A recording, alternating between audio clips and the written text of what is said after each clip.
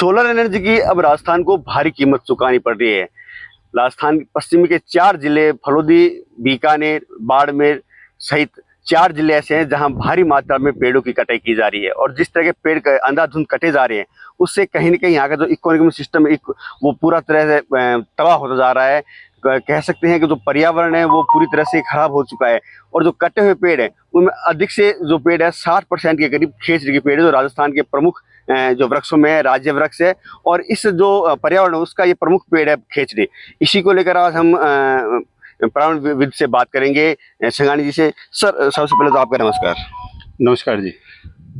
आपने पर्यावरण पे बहुत काम किया, आप विभाग अध्यक्ष भी है एमजीयूसी के।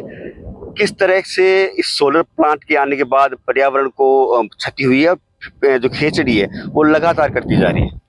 पहले तो मैं बता दूं, मैं प्रोफेसर अनिल कुमार छंगानी, विभाग अध्यक्ष पर्यावरण विज्ञान विभाग, महाराजा गंगा सिंह विश्वविद्यालय बीकानेर। खेजड़ी चूंकि भी सोलर प्लांट जहाँ जहाँ पे भी एक्सटेंशन में आए हैं वहाँ पे खेजड़ी काटी जा रही है। हमें ये सोचना होगा कि ये हमारा राज्य वृक्ष घोषित ही क्यों किया गया। ये घोषित किया गया इसके कैरेक्टर की वजह से। इसको मारवाड़ का कल्प वृक्ष कहते हैं। पूरी दुनिया में एकमात्र उदाहरण है हिंदुस्तान में, वो भी जोधपुर में, जोधपुर के पास खेजड़ली में, जहाँ पे 363 लोग लुगायों ने अपनी जान दे दी इस पेड़ को बचाने के लिए। ऐसा उदाहरण पूरी दुनिया में कहीं नहीं मिलता। और हमारी कम्युनिटी को, लोगों को खेजड़ी का महत्व पता है। देखिए, विकास हम सबको चाहिए, विकास के हम कोई विरोधाभास नहीं है। अगर कोई लोग इसको इस तरह से ले रहे हैं कि हम विरोधाभासी हैं, हम विकास के खिलाफत में हैं, हम सरकारों के अगेंस्ट बोल रहे हैं, नहीं। इसको जिस बेतरतीब से शुरू किया गया, इसमें पर्यावरण को इग्नोर किया गया। हर प्रोजेक्ट में EIA होता है, एनवायरमेंट ऑडिट होती है, इस केस में नहीं हुई। उसका खामियाजा पिछले 8-10 साल में जो हमने लाखों पेड़ काट दिए खेजड़ी के और स्थानीय प्रजातियों के, जिसमें जाड़ भी है, केर भी है, कुमटिया भी है, बेर भी है, देसी बबूल भी है। हमने कई तरह के झाड़ जंजाड़ एरिया ही मिटा दिए। इसका सीधा सीधा नुकसान, सबसे पहला नुकसान तो ये ऑक्सीजन के प्रोडक्शन में कमी आई है। अगर लाखों में पेड़ कट गए, 25 से 30 लाख हर प्रजाति के, तो ऑक्सीजन में कमी आई। दूसरा, इन पेड़ों पे जिन जानवरों की निर्भरता थी एज फॉडर, एज फूड, सांगरी जो हमें 500 से 700 रुपए किलो मिलती थी, आज 1500 रुपए किलो में सांगरी नहीं है मार्केट में, क्योंकि खेजड़ी हमारा पैलेटेबल फूड है।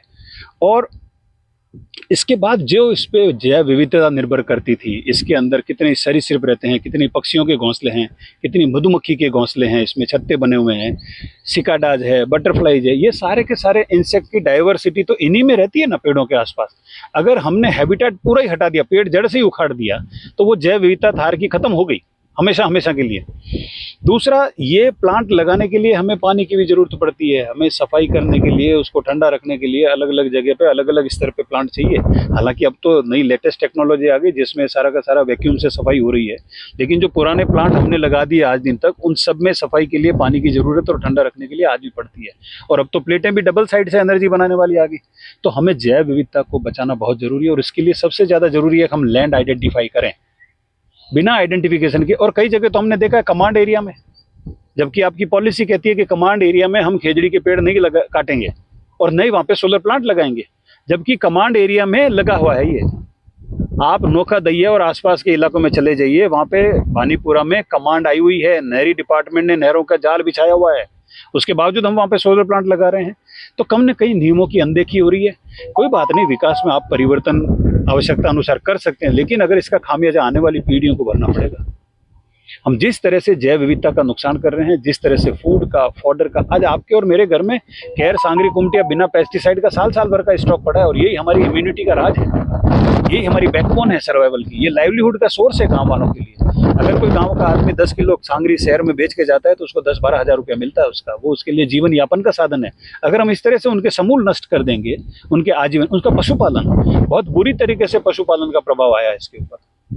जो गांव में हजारों में हर्ड देखने को मिलते थे भेड़ बकरी के, आज की तारीख में इक्के दुक्के हर्ड नजर आते हैं, वो भी 150 के, क्योंकि सब यहाँ से पलायन कर चुके हैं, यहाँ वहाँ से वो पॉपुलेशन खत्म हो चुकी है। क्योंकि न तो वहाँ पे नाडी तालाब में पानी बचा है, न वहाँ पे चराई के लिए खेजड़ी बची है, न लूंग बचा, न केयर मिला, न बेर मिला, तो वाइल्ड लाइफ और डाइवर्सिटी जाएगी कहाँ पे हमारी।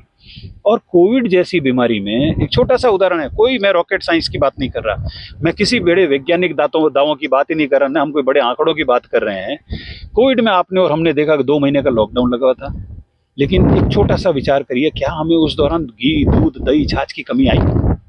ये लाइव स्टॉक थार डेजर्ट का बैकबोन है। हमें घी दूध की सप्लाई मिलती थी क्योंकि इस लाइव स्टॉक को इन्हीं खेजड़ी से, केर कुमटिया, सांगरी से, जाड़ से ऊंट को भी भोजन मिला, गाय भैंस को भी मिला, भेड़ बकरी को भी मिला, और उनका भोजन हमें मिलता रहा। हमारी इम्यूनिटी मेंटेन रही और नतीजा ये था कि पूरे दुनिया में हिंदुस्तान की जो डेथ रेट थी सबसे कम थी, उसमें भी थार डेजर्ट की, विशेषकर मरुस्थल के लोगों की सबसे कम डेथ रेट थी और रिकवरी रेट सबसे ज़्यादा थी। ये तो मेडिकल के आंकड़े, सरकारी आंकड़े, आप कहीं पे भी वेरीफाई कर लीजिए। तो इसमें हमें कुछ सोचने की जरूरत नहीं है, हमें कोई ज़्यादा नया साइंस और टेक्नोलॉजी लगाने की जरूरत नहीं है। हमें जो परंपरागत तरीके थे हमारे, जिस तरह से बुजुर्गों ने ओरण, गोचर, नाड़ी, तालाब, परंपरागत खेती में जिस तरह से खेजड़ी को बचाते हुए खेती की है, हमें इस खेजड़ी को बचाना बहुत ही जरूरी है। हाँ, हमें डेवलपमेंट भी जरूरी है, तो हम विरोधाभासी नहीं है। आप बिजली पैदा किसके लिए कर रहे हो? जो शहरी निवासी है उनके लिए, बड़े बड़े शहरों के लिए, तो क्यों नहीं उनके घरों पे सब्सिडी के साथ सोलर प्लांट लगवा देते? अगर आपको कमर्शियल प्रोडक्शन करना है तो इंदिरा गांधी नहर है 17 किलोमीटर लंबी हमारे पास, उसके ऊपर लगा दीजिए। 100 से 150 मीटर चौड़ी है, कहीं पे 50 मीटर चौड़ी है, उसके ऊपर सोलर प्लेटें लगा दीजिए। फिर भी आपका डिमांड बढ़े तो जो प्लेट आप 6-7 फीट के ऊपर लगाते हो उसको 12 फीट पे लगा दीजिए, रेलवे ट्रैक के ऊपर लगा दीजिए, हाईवे पे लगा दीजिए। हमारे पास लैंड की कमी नहीं है, लेकिन इन जमीनों को बैरन लैंड समझ के हम अंधाधुंध खेजड़ियाँ काटे, जो सालों से एस्टेब्लिश की हुई है और हमारे लाइवलीहुड का, हमारे सर्वाइवल का बैकबोन है। आपने कहा इसको नहरों पे लगा दिया जाए। अगर बात करें अब तक की तो इसमें एक देखा गया कि जो प्लेटें लगते हैं वो 12 फीट या 10 फीट के ऊपर प्लेट लगती है इनकी। जी। और उनका जो दावा है वो यही है कि इसलिए पेड़ काटे जा रहे हैं क्योंकि वो पेड़ बीच में आ रहे हैं। कई आप गवर्नमेंट के बहुत से सेमिनार में जाते हैं, गवर्नमेंट के अधिकारी से बात करते हैं, जो जनप्रतिनिधि है वो भी आपसे मिलते रहते हैं, तो कभी उनको आपने सजेस्ट नहीं किया कि उनको बंजर भूमि दी जाए या ऐसी भूमि जैसे कोलाइत के आसपास जो अपने यहाँ की स्थानीय भाषा में मगरा कहते हैं, ऐसी भूमि उनको अलॉट की जाए?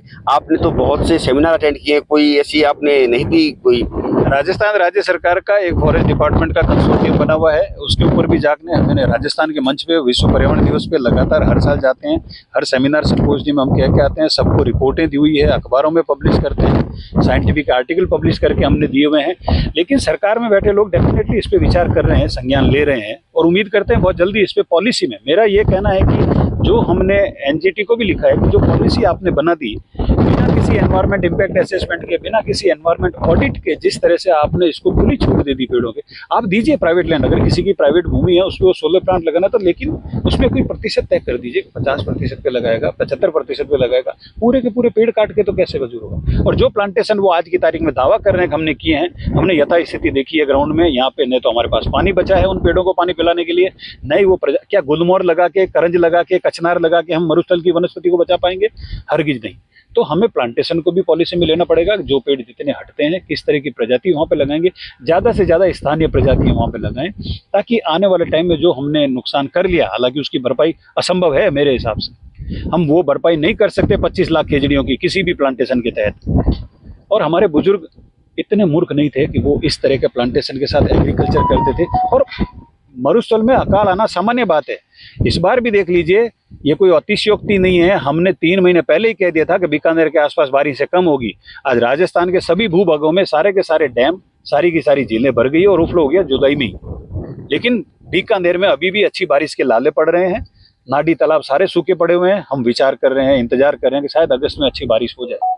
तो ये जो नीचे माइक्रो क्लाइमेटिक के चेंजेज आए हैं उसके लिए 100% हम ही जिम्मेदार हैं। जो पेड़ हमने काट दिए, जिस तरह से हमने सोलर एनर्जी लगा के माइक्रो क्लाइमेट में बदलाव कर दिया, 3 से 5 डिग्री टेम्परेचर बढ़ गया, इंसेक्ट की, बटरफ्लाइज की, बायोडाइवर्सिटी की स्पीसीज तक डिसअपीयर हो गई यहाँ से। डॉक्टर छंगानी क्या कहेंगे आम लोगों से?